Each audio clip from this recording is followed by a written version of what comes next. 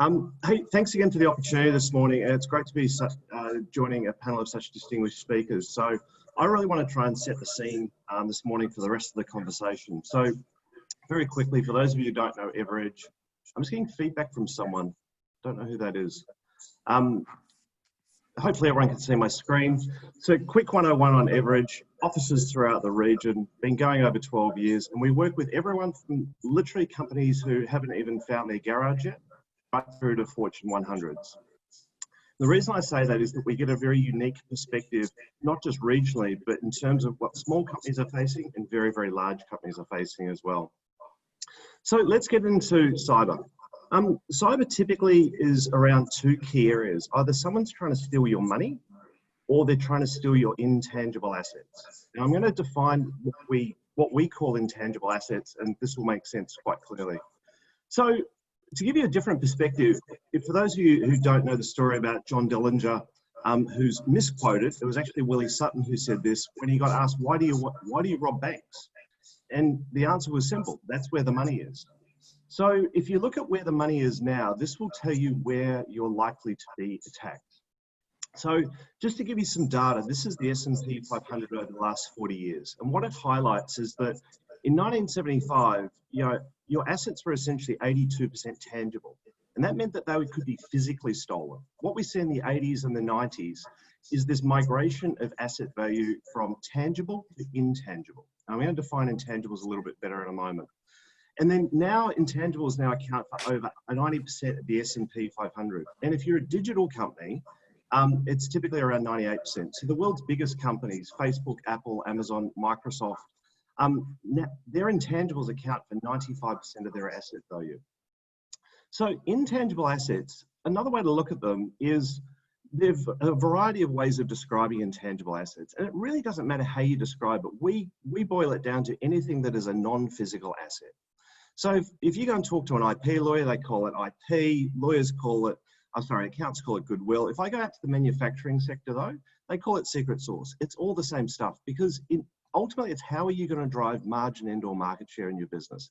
In other words, you've got something to steal. Going back to Sutton's comment, it's where the money is. Well, this is where the money is now. So intangibles then break further down into things like confidential information, your systems, your processes, even obviously lots of people talk about data, but data is a bit like dirt. You've got to go and find the use cases for data. And data also has different values. What it's worth to you can be very different to what it's worth to someone else. But this is ultimately what is driving company performance these days, going back to those numbers. And a lot of people think that this is just a tech phenomenon, but actually it applies as much to manufacturing companies as it does to tech companies. In fact, in a manufacturing business, we find that probably the most valuable asset in most manufacturers is actually their bill of materials. And their bill of materials, I can tell you now, is pretty much ignored. It's never protected. It's normally sitting out in an open environment. Yet if I wanted to attack a manufacturing company, that's probably where I would start because it gives me all of their inputs and their outputs. It's like a blueprint for their business. And we find it's just orders of magnitude more in technology companies. So as I mentioned, if I can get hold of, if you think of something like a steel mill, if I can get hold of their intangible assets, their data, their systems, their processes, then I can ultimately have control of that business. In other words, it's no longer about the tangibles. And we saw this about Toll, for example. Toll is a shipping and logistics company. Yet when they got attacked by malware twice, they quickly learned that their system was very much about digital. And they've just announced that they're putting an entire new digital team into Melbourne. So where do you start? It starts with the question is, what are the assets that we can't live without? Now, unfortunately, a lot of boards and senior management teams are pushed towards tangibles. And the reason for that is they have things like fixed asset registers and they focus on balance sheets. And as we saw in that first graph, there's really no correlation between the company's value and the balance sheet and hasn't been now for 40 years. And what you really see is this going on. Everyone's just looking in the wrong spot for where the risks are. And by the way, this is a real photo. This is not photoshopped. And this is pretty much every time we engage with a company, this is what's going on. The elephant in the room, the risk, is typically right behind them. It's under their noses. So let's take this apart. There's kind of three key areas of the relationship that we see between intangible assets and cybersecurity. The other word I use for cyber is digital asset security, because when a lot of people are talking about cyber, what they're really talking about is network security. So again, it's really important to define which area of cyber you're talking about. The first area is, of course, the external threats, the unknowns. And this is where it's coming from external. And this is typically what a lot of the conversation is about. And again, it's not just hackers or malware attacks. A lot of what the real damage we see in businesses, which is non-reported, is around industrial espionage. The second is the external threats, the knowns, which is coming from your subcontractors, your suppliers, your partners. So here's something that scares most companies I sit with, is they don't realize that their external IT contractor has admin access to their entirety of their system in nearly all cases. So again, you can have the world's best security, you can have the best onboarding process in your company, but you're only as strong as your weakest link. And then the third area is, of course, the internal threats, the well-knowns, and this comes from employees, directors, etc.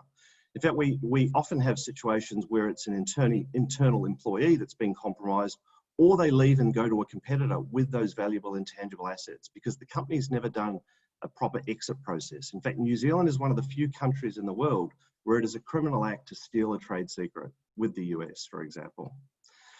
Where we see cybersecurity sitting, and most of the conversation though, is really on these external threats. But as you can see, the vast majority either come from an internal or from known parties, again, in our experience.